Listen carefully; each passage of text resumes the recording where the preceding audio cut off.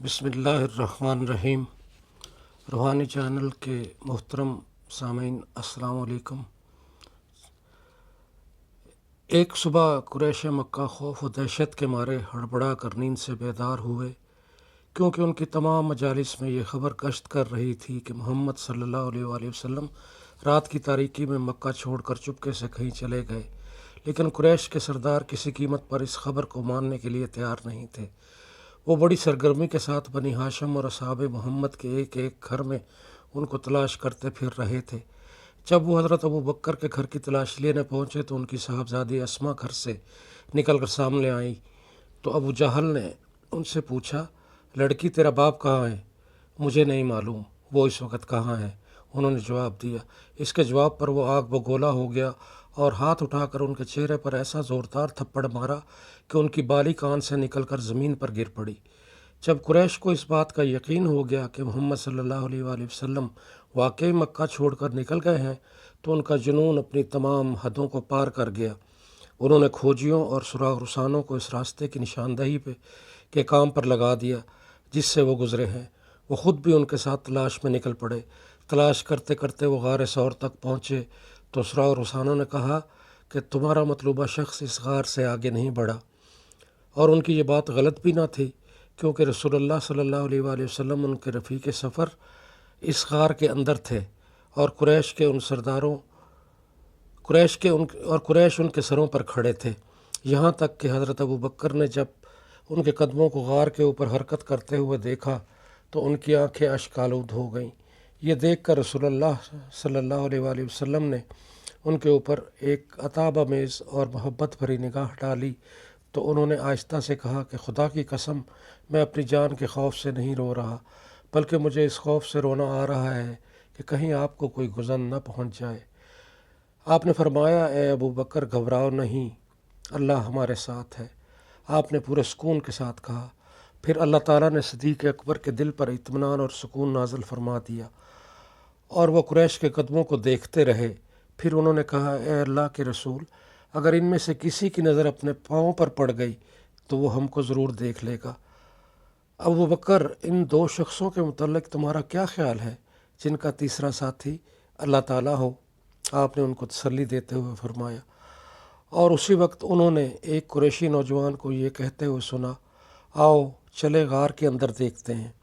لیکن امیہ ابن خلف نے اس کی بات کا مذاق اڑاتے ہوئے کہا، تم اس مکڑی کو نہیں دیکھ رہے ہو جس نے غار کے منہ پر جالا تانا ہوا ہے؟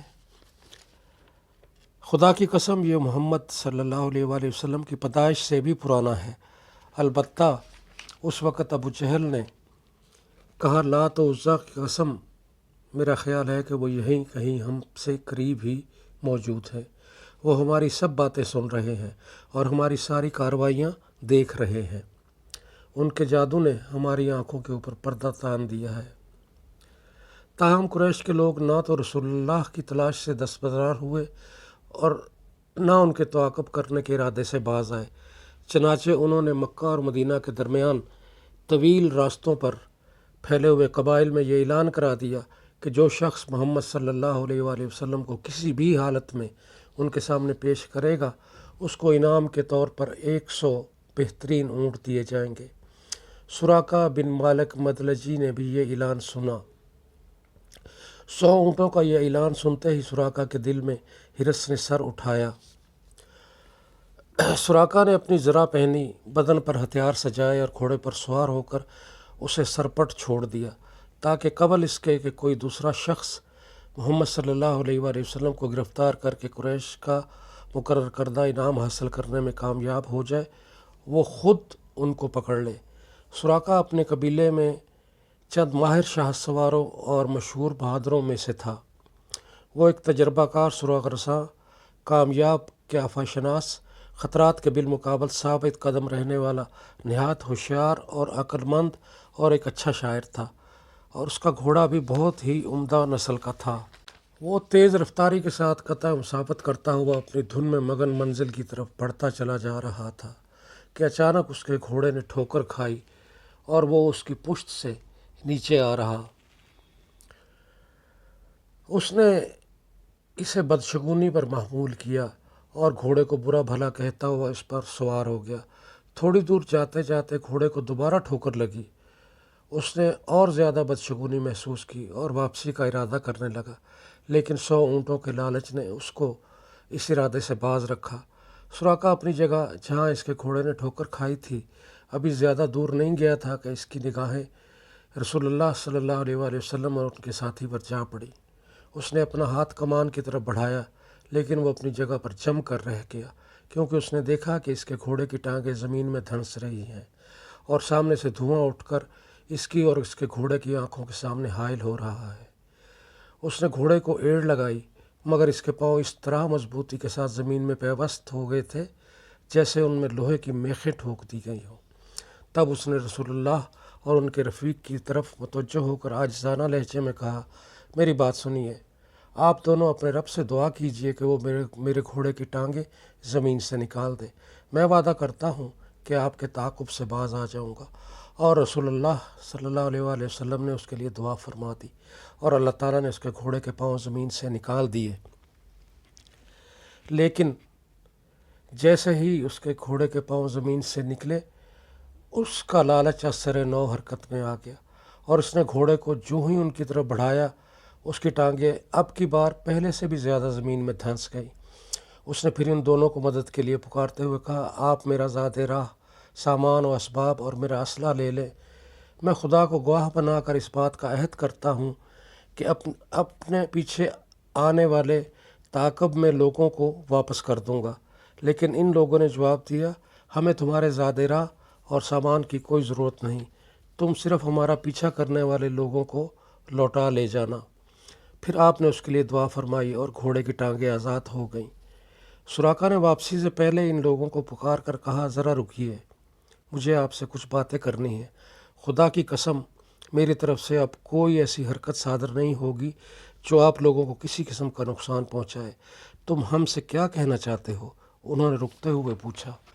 محمد صلی اللہ علیہ وآلہ وسلم، بخدا میں جانتا ہوں کہ دین اور اقتدار قائم ہو کر رہے گا۔ آپ مجھ سے اس بات کا عہد کیجئے کہ اس وقت جب میں آپ کی خدمت میں حاضر ہوں گا تو آپ مجھے عزت بخشیں گے، اور اس کے لیے مجھے ایک تحریر دے دیجئے۔ رسول اللہ نے ابو بکر کو حکم دیا اور انہوں نے ایک چوڑی ہڈی پر یہ تحریر لکھ کر اس کے حوالے کر دی، اور جب وہ واپس جانے لگا تو نبی کریم صلی اللہ علیہ وآلہ وسلم نے اس کو مخاطب کرتے ہوئے کہا، سراقہ، اس وقت تم کیسا محسوس کرو گے جب تم کسریٰ کے کنگن پہنو گے؟ کسریٰ ابن ہرمز؟ اس نے حیرت کا اظہار کیا۔ ہاں ہاں، کسریٰ ابن ہرمز، آپ نے جواب دیا۔ پھر وہ وقت آ گیا جب وہی محمد صلی اللہ علیہ وآلہ وسلم بے یار و مددگار، بے کسی اور لاچاری کی حالت میں چھپ کے مکہ سے نکلے تھے، ہزاروں چمکتی تلواروں اور گندم گوں نیزوں کے جھرمٹ میں فاتحانہ انداز میں مکہ میں داخل ہو رہے تھے اور اعلان فرما رہے تھے کہ جاؤ، تم پر کوئی گرفت نہیں، تم سب آزاد ہو۔ اچانک سراقہ بن مالک حضور کی سواری کے سامنے آ گیا اور کہا، اے اللہ کے رسول، میں سراقہ ابن مالک ہوں، اور یہ وہ تحریر ہے جو آپ نے مجھے لکھ کر دی تھی۔ اور اس نے اپنے اسلام کا اعلان کیا تو آپ نے فرمایا، سراقہ میرے قریب آؤ، یہ ایفائے عہد اور حسن سلوک کا دن ہے۔ یہ حضرت عمر فاروق کا دور ہے۔ اسلامی فوجیں آندھی اور طوفان کی طرح ایران کی سلطنت پر ٹوٹ پڑی تھی۔ وہ پے در پے قلعے فتح کرتے گئی۔ ایک روز فاتح ایران سعد ابن وقاص فتح کی بشارت دے کر قاصد کو دربار خلافت میں بھیجا۔ وہ اپنے ساتھ مال غنیمت بھی لایا تھا۔ جب وہ تمام چیزیں حضرت عمر کے سامنے رکھی گئیں تو انہیں دیکھ کر حیران و ششدر رہ گئے۔ ان چیزوں میں کسریٰ شہنشاہ ایران کا وہ تاج تھا جو موتیوں سے مرصع تھا، اس کے وہ کپڑے تھے جن کے اوپر زردوزی کا کام ہوا تھا، اس کا وہ پٹکا تھا جس میں وہ جوہرات اور ہیرے جڑے ہوئے تھے، اور اس کے وہ کنگن تھے جس کی مثل کسی آنکھ نے کبھی نہ دیکھا تھا، اور ان کے علاوہ دوسری بے شمار قیمتی اور نفیس چیزیں تھیں۔ اس موقع پر حضرت عمر رضی اللہ تعالیٰ عنہ نے سراقہ کو طلب فرمایا۔ ان کو کسریٰ کی قمیص، اس کا پائجامہ، اس کی قبا اور اس کے موزے پہنائے، اس کی تلوار اور پٹکا سراقہ کی کمر میں باندھا اور اس کا تاج اس کے سر پر رکھا، اور پھر دونوں کنگن، جی ہاں وہ دونوں کنگن اس کے ہاتھ میں پہنائے۔ اس وقت مسلمانوں نے تکبیر بلند کی، اللہ اکبر اللہ اکبر۔ پھر حضرت عمر نے ان کی طرف رخ کرتے ہوئے فرمایا، واہ واہ واہ واہ، اللہ کی شان!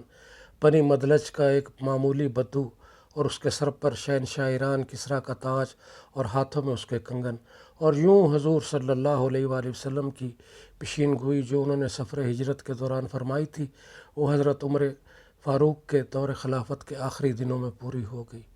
سبحان اللہ، ماشاء اللہ۔ السلام علیکم ورحمۃ اللہ۔